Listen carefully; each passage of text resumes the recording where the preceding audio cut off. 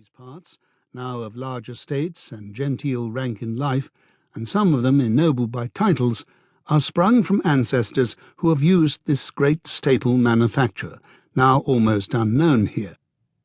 In his list of these families, Hasted places the Austens, and he adds that these clothiers were usually called the grey coats of Kent, and were a body so numerous and united that at county elections whoever had their vote and interest was almost certain of being elected. The family still retains a badge of this origin, for their livery is of that peculiar mixture of light blue and white called Kentish grey, which forms the facings of the Kentish militia. Mr. George Austen had lost both his parents before he was 9 years old. He inherited no property from them, but was happy in having a kind uncle, Mr. Francis Austen, a successful lawyer at Tunbridge, the ancestors of the Austens of Kippington, who, though he had children of his own, yet made liberal provision for his orphan nephew. The boy received a good education at Tunbridge School, whence he obtained a scholarship and subsequently a fellowship at St. John's College, Oxford. In 1764 he came into possession of the two adjoining rectories of Dean and Steventon in Hampshire, the former purchased for him by his generous Uncle Francis, the latter given by his cousin Mr. Knight. This was no very gross case of plurality, according to the ideas of that time, for the two villages were little more than a mile apart, and their united populations scarcely amounted to 300.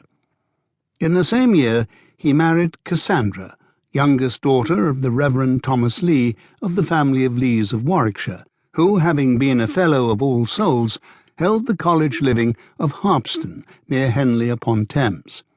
Mr. Thomas Leigh was a younger brother of Dr. Theophilus Leigh, a personage well known at Oxford in his day, and his day was not a short one, for he lived to be 90, and held the mastership of Balliol College for above half a century. He was a man more famous for his sayings than his doings, overflowing with puns and witticisms and sharp retorts, but his most serious joke was his practical one of living much longer than had been expected or intended. He was a Fellow of Corpus, and the story is that the Balliol men, unable to agree in electing one of their own number to the mastership, chose him, partly under the idea that he was in weak health and likely soon to cause another vacancy.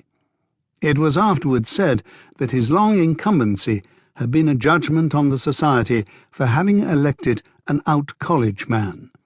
I imagine that the front of Balliol towards Broad Street, which has recently been pulled down, must have been built or at least restored while he was master, for the Leigh arms were placed under the cornice at a corner nearest to Trinity Gates. The beautiful building lately erected has destroyed this record, and thus monuments themselves memorials need. His fame for witty and agreeable conversation extended beyond the bounds of the university. Mrs. Thrale, in a letter to Dr. Johnson, writes thus: "Are you acquainted with Dr. Leigh, the master of Balliol College? And are you not delighted with his gaiety of manners and youthful vivacity now that he is 86 years of age? I never heard a more perfect or excellent pun than his, when someone told him how, in a late dispute among the Privy Councillors, the Lord Chancellor struck the table with such violence that he split it. 'No, no, no,' replied the master, 'I can hardly persuade myself that he split the table, though I believe he divided the board.' Some of his sayings, of course, survive in family tradition. He was once calling on a gentleman notorious for never opening a book, who took him into a room overlooking the Bath Road, which was then a great thoroughfare for travellers of every class, saying rather pompously, 'This, doctor, I call my study.' The doctor, glancing his eye round the room, in which no books were to be seen, replied, 'And very well named too, sir, for you know Pope tells us the proper study of mankind is man.' When my father went to Oxford, he was honoured with an invitation to dine with this dignified cousin. Being a raw undergraduate, unaccustomed to the habits of the university, he was about to take off his gown as if it were a greatcoat, when the old man, then considerably turned 80,